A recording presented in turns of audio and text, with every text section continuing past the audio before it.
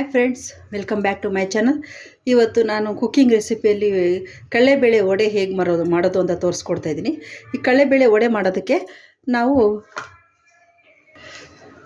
ಒಂದು 3 ಅವರು ಕಡಲೆಬೇಳೆನ 3ರಿಂದ 2 ಅವರ್ ಆದರೂ ಸಾಕು. ಕಡಲೆಬೇಳೆನ ನೆನೆಸಿಟ್ಕೊಂಡು ಈ ಥರ ಬಸ್ತಿಟ್ಕೊಂಡಿದ್ದೀನಿ. ನೀರು ಪೂರ್ತಿ ಬಸ್ತಿರಬೇಕು. ಈಗ ಇದನ್ನು ನಾವು ಮಿಕ್ಸಿಗೆ ಹಾಕಿ ತರಿಯಾಗಿ ರುಬ್ಕೋಬೇಕು. ನೆಕ್ಸ್ಟ್ ನಾನು ಏನೇನು ಐಟಮ್ ಎಲ್ಲ ರೆಡಿ ಮಾಡಿ ಇಟ್ಕೊಂಡಿದ್ದೀನಿ ಅಂತ ತೋರಿಸ್ತೀನಿ. ಮಸಾಲೆಗೆ 2 ಮೀಡಿಯಮ್ ಗಡ್ಡೆ ಅಷ್ಟು ಬೆಳ್ಳುಳ್ಳಿ, ನಾನು ಸಿಪ್ಪೆಯನ್ನು ತೊಗೊಂಡಿಲ್ಲ, ಹಾಗೆ ಇಟ್ಕೊಂಡಿದ್ದೀನಿ. ಖಾರಕ್ಕೆ ಒಂದು 10ರಿಂದ 12 ಹಸಿಮೆಣಸಿನ್ಕಾಯಿ ತೊಗೊಂಡು ನಾನು ಹಚ್ಬಿಟ್ಟು ಸ್ವಲ್ಪ ಹಾಕ್ತೀನಿ. ಮೆಣಸಿನ್ಕಾಯಲ್ಲಿ ಇಟ್ಟಿದ್ದೀನಿ. ಒಂದು 5-6 ಮೆಣಸಿನ್ಕಾಯಿ ಹಚ್ಬಿಟ್ಟು ಹಾಕ್ತೀನಿ, ಚೆನ್ನಾಗಿರುತ್ತೆ. ಒಂದು ಇಂಚಷ್ಟು ಹಸಿ ಶುಂಠಿನ ಕಟ್ ಮಾಡಿ ಇಟ್ಕೊಂಡಿದ್ದೀನಿ. ಆಮೇಲೆ ಒಂದು ಇಂಚಷ್ಟು ಚಕ್ಕೆ, ಒಂದು 4ರಿಂದ 5 ಲವಂಗ ರೆಡಿ ಮಾಡಿ ಇಟ್ಕೊಂಡಿದ್ದೀನಿ. ಈಗ ಒಂದು ರುಚಿಗೆ ತಕ್ಕಷ್ಟು ಉಪ್ಪು, ಒಂದು ಸ್ವಲ್ಪ ಕರಿಬೇವಿನ ಸೊಪ್ಪು ಹಚ್ಚಾಕೋಕ್ಕೆ ಕರಿಬೇವಿನ ಸೊಪ್ಪು ತೊಗೊಂಡಿದ್ದೀನಿ. ಆಮೇಲೆ ಒಂದು ಕಾಲು ಕಪ್ಪಷ್ಟು ನಾನು ಅಕ್ಕಿ ಹಸಿಟ್ಟು ತೊಗೊಂಡಿದ್ದೀನಿ. ಈಗ ಆಮೇಲೆ ಒಂದು ಮೀಡಿಯಮ್ ಗಡ್ಡೆ ಅಷ್ಟು ಈರುಳ್ಳಿನ ಸಣ್ಣ ಕಟ್ ಮಾಡಿ ರೆಡಿ ಮಾಡಿ ಇಟ್ಕೊಂಡಿದ್ದೀನಿ. ಈಗ ಈ ಸೊಪ್ಪುಗಳಲ್ಲಿ ಸಬ್ಬಕ್ಕಿ ಸೊಪ್ಪು, ಒಂದು ಸ್ವಲ್ಪ ಕೊತ್ತಂಬರಿ ಸೊಪ್ಪು ಮತ್ತು ಪುದೀನ, ಈ ಮೂರನ್ನು ಚೆನ್ನಾಗಿ ತೊಳೆದು ಸಣ್ಣ ಕಟ್ ಮಾಡಿ ನಾವು ರುಬ್ಬಿರೋಂಥ ಬೇಳೆಗೆ ಇದನ್ನು ಮಿಕ್ಸ್ ಮಾಡ್ಕೋಬೇಕು. ಈಗ ಫಸ್ಟು ನಾವು ಮಸಾಲೆ ಎಲ್ಲ ರೆಡಿ ಮಾಡ್ಕೊಂಬಿಡೋಣ. ಮಿಕ್ಸಿಗೆ ಹಾಕಿ ಎಲ್ಲ ಪೇಸ್ಟ್ ಮಾಡ್ಕೊಳ್ಳೋಣ. ಈಗ ಮಸಾಲೆನ ನಾನು ಪುಡಿ ಮಾಡಿ ಇಟ್ಕೊಂಡಿದ್ದೀನಿ. ಇದಕ್ಕೊಂದು ಸ್ವಲ್ಪ ಕಡಲೆಬೇಳೆನ ಮಿಕ್ಸ್ ಮಾಡಿಕೊಂಡು ಪುಡಿ ಮಾಡಿಕೊಂಡ್ರೆ ಮಸಾಲೆ ಎಲ್ಲ ನೀಟಾಗಿ ಒದ್ದುತ್ತೆ. ಈಗ ಒಂದು ಸ್ವಲ್ಪನೇ ಕಡಲೆಬೇಳೆ ಹಾಕ್ಕೊಂಡು ಅದನ್ನು ಪೇಸ್ಟ್ ಮಾಡ್ಕೊಳ್ಳೋಣ. ಈಗ ನೋಡಿ ಫ್ರೆಂಡ್ಸ್, ತರಿಯಾಗಿದೆ. ಅಲ್ಲಲ್ಲಲ್ಲಿ ಒಂದೊಂದು ಬೇಳೆ ಸಹ ಇದೆ. ಇಷ್ಟು ಇದ್ರಾಗೆ ನೀರು ಹಾಕೋದಿರೇ ನಾವು ನೀಟಾಗಿ ರುಬ್ಕೋಬೇಕು. ಏಕೆಂದರೆ ಈರುಳ್ಳಿ ಎಲ್ಲ ಆ್ಯಡ್ ಮಾಡೋದ್ರಿಂದ ನೀರಿನಂಶ ಜಾಸ್ತಿ ಅದರಲ್ಲೇ ಬಂದ್ಬಿಡುತ್ತೆ. ಆದ್ದರಿಂದ ಅದನ್ನು ಕಮ್ಮಿ ಮಾಡೋದಕ್ಕೋಸ್ಕರ ನಾವು ಅಕ್ಕಿ ಹಸಿಟ್ಟನ್ನ ಮಿಕ್ಸ್ ಮಾಡೋದು. ಅಕ್ಕಿ ಹಸಿಟ್ಟು ಹಾಕ್ಸಿದ್ರೆ ತುಂಬ ಚೆನ್ನಾಗಿ ಗರಿಯಾಗಿ ಕ್ರಿಸ್ಪಿಯಾಗಿ ಸಖತ್ತಾಗಿರುತ್ತೆ ನಮ್ಮ ವಡೆ. ಈಗ ಎಲ್ಲನೂ ನಾನು ನೀಟಾಗಿ ಮಿಕ್ಸ್ ಮಾಡ್ತೀನಿ. ಈಗ ನೋಡಿ, ಸಣ್ಣಗೆ ಹಚ್ಚಿರೋಂಥ ಕರಿಬೇವಿನ ಸೊಪ್ಪು ಮತ್ತು ಹಚ್ಚಿರೋಂಥ ಹಸಿಮೆಣಸಿನ್ಕಾಯಿ ಸಹ ನಾನು ಇದಕ್ಕೆ ಆ್ಯಡ್ ಮಾಡ್ತಾಯಿದ್ದೀನಿ. ಈಗ ನಾನು ತೊಗೊಂಡಿರೋಂಥ 1/4 ಕಪ್ಪಷ್ಟು ಅಕ್ಕಿ ಹಸಿಟ್ಟು, ರುಚಿಗೆ ತಕ್ಕಷ್ಟು ಉಪ್ಪು ಮತ್ತು ಸಣ್ಣಗೆ ಹಚ್ಚಿಟ್ಕೊಂಡ್ರಂಥ ಈರುಳ್ಳಿ. ಈಗ ನಾನು ರುಬ್ಬಿಟ್ಕೊಂಡಿರೋಂಥ ಬೇಳೆ ಹಿಟ್ಟನ್ನು ಸಹ ನಾನು ಇದನ್ನು ಮಿಕ್ಸ್ ಮಾಡ್ತಾಯಿದ್ದೀನಿ. ಈಗ ಸಣ್ಣಗೆ ಹಚ್ಕೊಂಡಿರೋಂಥ ಸೊಪ್ಪುಗಳು ಸಹ ನಾನು ಇದಕ್ಕೆ ಆ್ಯಡ್ ಮಾಡ್ತೀನಿ.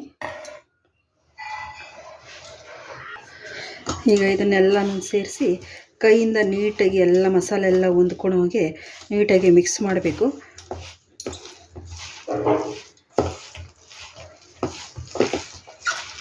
ನೀವು ಮಿಕ್ಸ್ ಮಾಡಿದ್ದಾದಮೇಲೆ ನಮ್ಮದು ಬೇಳೆ ಒಳಗೆ ಎಲ್ಲ ನೀಟಾಗಿ ಎಲ್ಲ ಸಿದ್ಧವಾಗಿಬಿಡುತ್ತೆ. ಈಗ ಇದನ್ನು ನಾವೇನು ಜಾಸ್ತಿ ಹೊತ್ತು ನೆನೆಸೋದು ಬೇಡ, ಎಣ್ಣೆ ಕಾಯೋವರೆಗೂ ನೆನೆಸಿದ್ರೆ ಸಾಕು.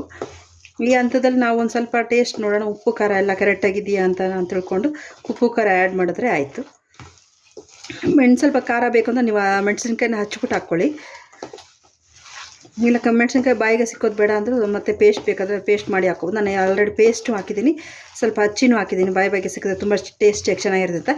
ಬೇಳೆ ಜಾಸ್ತಿ ನುಣ್ಣಗೆ ರುಬ್ಬಾರ್ದು, ಸ್ವಲ್ಪ ತರಿಯಾಗಿ ಇರಲಿ. ಅಲ್ಲಲ್ಲಲ್ಲಿ ಒಂದೊಂದು ಬೇಳೆ ಸಿಗ್ತಾಯಿದ್ರೆ ಬೇಳೆ ವಡೆಗೆ ತುಂಬ ಚೆನ್ನಾಗಿ ಟೇಸ್ಟಿಗೆ ಚೆನ್ನಾಗಿರುತ್ತೆ.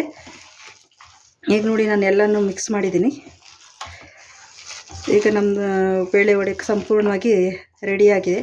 ಯಾರೆಲ್ಲ ನನ್ನ ಚಾನಲ್ನ ಸಬ್ಸ್ಕ್ರೈಬ್ ಮಾಡ್ಕೊತೀರಾ ನೋಡುತ್ತಾ ಇದ್ದರೆ ದಯವಿಟ್ಟು ಸಬ್ಸ್ಕ್ರೈಬ್ ಮಾಡ್ಕೊಂಡು ನೋಡಿ ಫ್ರೆಂಡ್ಸ್. ನಿಮ್ಗೆ ವಿಡಿಯೋ ಇಷ್ಟ ಆಯಿತು ಅಂದರೆ ಒಂದು ಲೈಕ್ ಮಾಡಿ. ನೀವೊಂದು ಲೈಕ್ ಮಾಡೋದ್ರಿಂದ ಇನ್ನೊಂದು 10 ಜನಕ್ಕೆ ನನ್ನ ವಿಡಿಯೋ ಶೇರ್ ಆಗುತ್ತೆ. ವಿಡಿಯೋ ಇಷ್ಟ ಆಯಿತು ಅಂದರೆ ಬೇರೆಯವ್ರಿಗೆ ಶೇರ್ ಮಾಡಿ. ಚಾನಲ್ ಸಬ್ಸ್ಕ್ರೈಬ್ ಆಗೋದು ಮಾತ್ರ ದಯವಿಟ್ಟು ಮರಿಬೇಡಿ ಫ್ರೆಂಡ್ಸ್. ಈಗ ಎಣ್ಣೆ ಕಾದಿದೆ. ಈಗ ಮೀಡಿಯಮ್ ಗಾತ್ರದಲ್ಲಿ ಉಂಡೆಗಳನ್ನ ಮಾಡ್ಕೊಳ್ಳಿ. ಈ ಥರ ನಾನು ನೀಟಾಗಿ ಒಂದೇ ಕೈಲಿ ಈ ಥರ ಪ್ರೆಸ್ ಮಾಡಿ ನೀಟಲ್ಲಿ ಎಣ್ಣೆಲಿ ಬಿಡೋದು ಅಷ್ಟೇ. ನೀಟಾಗಿ ನೀವು ಪೇಪರ್ ಮೇಲಾದರೂ ಬೇಕಾದರೂ ಮಾಡ್ಕೊಡಿ. ಈ ಥರ ಇದು ಮಾಡ್ಕೊಳ್ಳಿ. ಉರಿ ಎಣ್ಣೆ ಕಾದ ಮೇಲೆ ಉರಿ ಸಣ್ಣ ಮಾಡ್ಕೊಂಬಿಡಿ. ಯಾಕೆಂದರೆ ಬೇಗ ಕೆಂಪಗಾಗ್ಬಿಟ್ರೆ ಒಳಗಡೆ ಎಲ್ಲ ಹಿಟ್ಟು ಬೆಂದಿರಲ್ಲ. ಹಾಗಾಗಿ ಉರಿ ಸಣ್ಣ ಮಾಡ್ಕೊಂಡು ನೀವು ಇದು ಮಾಡಿಕೊಂಡ್ರೆ ವಡೆ ಬೇಯಿಸ್ಕೊಂಡ್ರೆ ಚೆನ್ನಾಗಿ ಬರುತ್ತೆ. ನೋಡಿ, ಈ ಥರ ಒಂದೇ ಕೈಯಲ್ಲೇ ಸುಲಭವಾಗಿ ಹಾಕ್ಬೋದು.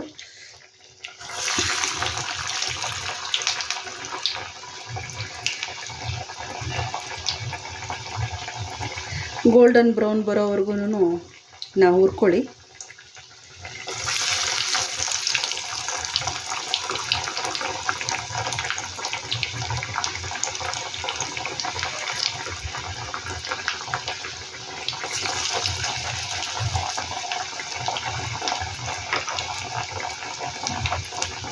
ಮಿಕ್ಕಿದ್ದನ್ನು ನೀವು ಸ್ಟೋರ್ ಎಷ್ಟು ಬೇಕೋ ಅಷ್ಟು ಯೂಸ್ ಮಾಡ್ಕೊಂಡು ಮಿಕ್ಕಿದ್ದನ್ನು ಸ್ಟೋರ್ ಮಾಡ್ಕೊಂಡು ಫ್ರಿಜ್ಜಲ್ಲಿ ಇಟ್ಕೊಂಡು, ಯಾಕೆ ನಾವು ಸೋಡಾ ಏನು ಹಾಕಿಲ್ಲ, ನೀವೇ ನೋಡಿದ್ರಲ್ಲ ನಾನು ಸೋಡಾ ಏನು ಹಾಕಿಲ್ಲ. ಸೋಡಾ ಹಾಕದೇ ಇರೋದ್ರಿಂದ ಜಾಸ್ತಿ ಉದುಗೋದು ಇಲ್ಲ, ನೀಟಾಗಿ ಬರುತ್ತೆ. ನೀವು ಫ್ರಿಜ್ಜಲ್ಲಿ ಇಟ್ಕೊಂಡು ಒಂದು 2 ದಿವಸ ಬೇಕಾದರೆ ಬಿಟ್ಟು ಯೂಸ್ ಮಾಡ್ಬೋದು, ಏನು ತೊಂದರೆ ಇಲ್ಲ. ನೀವು ಸೋಡಾ ಹಾಕಿದ್ರೆ ಅದು ಉದುಗ್ತಾನೆ ಇರುತ್ತೆ, ಒಂಥರ ಸ್ಮೆಲ್ ಬಂದುಬಿಡುತ್ತೆ. ಒಂದು ಸ್ವಲ್ಪ ಬೆಂದಮೇಲೆ ನೋಡಿ ಬಾಣಲೆ ಕೂಡ ಕಚ್ತಾ ಇಲ್ಲ, ವಡೆ ಕೂಡ ಬಿಟ್ಕೊತಾ ಇಲ್ಲ, ಎಷ್ಟು ನೀಟಾಗಿ ಪರ್ಫೆಕ್ಟಾಗಿ ಬಂದಿದೆ. ನೀಟಾಗಿ ಈ ಥರ ತಿರುವಾಕ್ಕೊಳ್ಳಿ.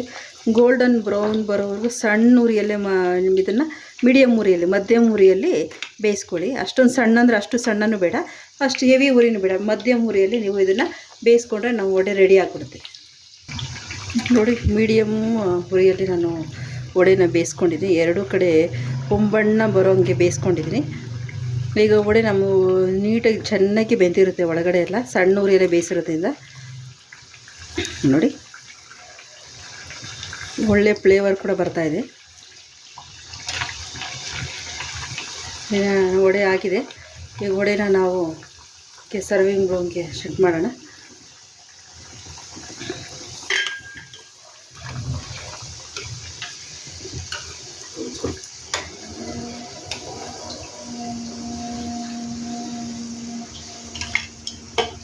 ನೋಡಿದ್ರಲ್ಲ, ಈಗ ಬೇಳೆ ವಡೆ ಸಿದ್ಧವಾಗಿದೆ.